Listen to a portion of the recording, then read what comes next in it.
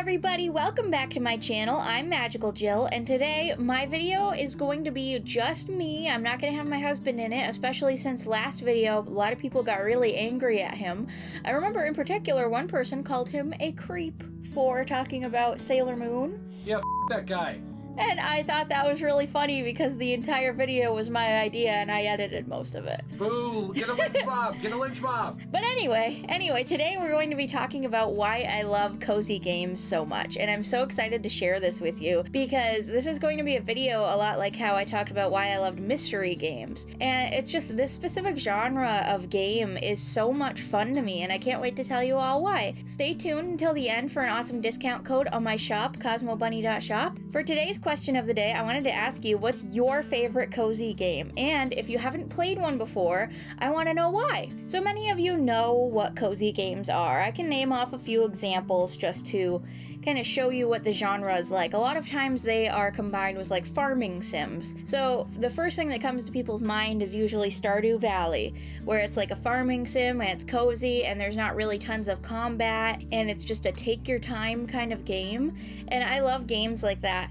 But I also love the ones that aren't entirely farming sims too. And here's just a few of my favorite games just to name them off. Dreamlight Valley, My Time at Portia, Hello Kitty Island Adventure. I have recently started to learn to like Coral Island, and I have played a lot of Palia recently, and I love and have been a longtime fan of Animal Crossing. And you know, games like that are just so much fun. Some of them have some combat, some of them have little to no combat at all, but almost all of them let you do gardening and decorating and talking to villagers and uncovering stories about who these villagers are as if they're actually your friends. And as somebody who grew up a little bit lonely, that sounds a little pathetic, but it's nice to be able to talk to these NPCs and pretend like they're actually your friend, while also uncovering interesting stories about them. One of the reasons I love doing these quests for these different characters and talking to them is it feels like I'm unraveling this mystery about who they are,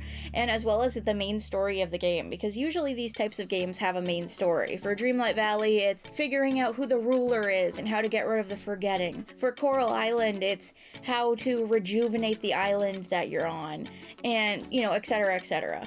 And I always find these stories so interesting and fun to be able to unravel all of these mysteries and to figure out what's going on here. And I feel like something nice about these stories is a lot of times they're not super sad, they don't make you feel depressed in life.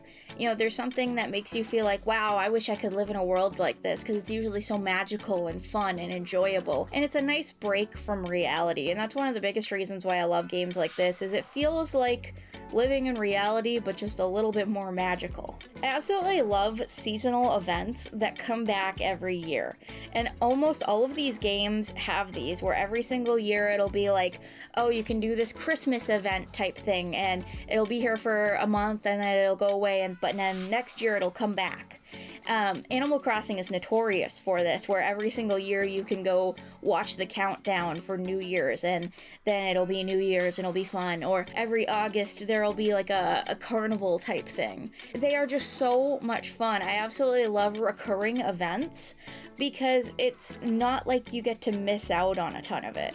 It's not just oh, it's there once and then you never get to play it again. It's gonna be there every single year, whether it's an in-game year, kind of like Stardew Valley, where you have like in-game days and they have in-game events that happen like spring 23rd or whatever, or sometimes it's in a real life year. Like in real life it was just December and we had a real life Christmas event, but it was in Dreamlight Valley, of course. It was just during our real time. I really love the simplicity of these games. They are just very simple concepts at heart. It's just getting to know other people and a lot of times building up a farm and decorating a world and just living a life and having fun. It's a lot like a life sim.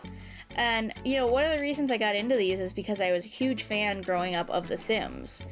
And I guess I've always really enjoyed that just kind of simple concept of being able to do a lot of things that you could do in real life if you had money, or no social anxiety, but being able to do them in a game. And I know that sounds silly, but it's like, it would be impossible for me right now to just go buy a huge farm and go do a bunch of farming. But in My Time at Portia, I can have a farm and I can do a bunch of farming and it's fun, and I can turn it off when I don't want to do it anymore. Right now, in real life, I could probably go out to a club and go meet a bunch of new people, but I wouldn't make lasting connections, whereas in a lot of these video games, even though it doesn't feel like a lasting connection, you actually get to delve deeper into these storylines, which feels meaningful and interesting. And I find that really fun that you're able to do that in these types of games, especially for people who might not have very many friends in real life. One of the biggest things I love about these games is that they are so full of freedom.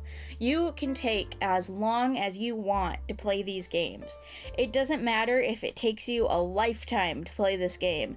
You can do it at your own pace. It is very free. It is very, slow acting if you want. And I just really enjoy that. And I really enjoy that they usually give you an array of tools to be able to interact with the world around you, that the world's not just stagnant, that you can actually change it. Like you can go mining and rocks will actually go away.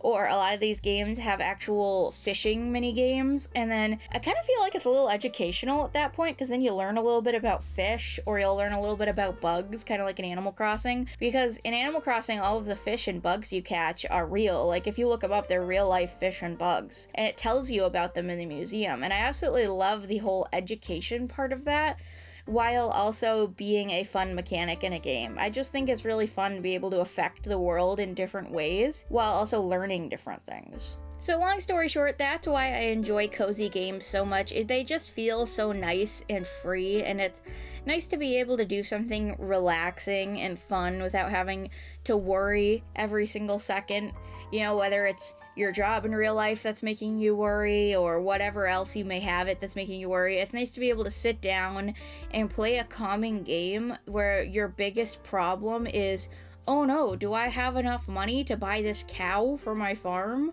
Or, oh no, is Belle going to ever be able to make up with Mother Gothel in this quest? Who knows?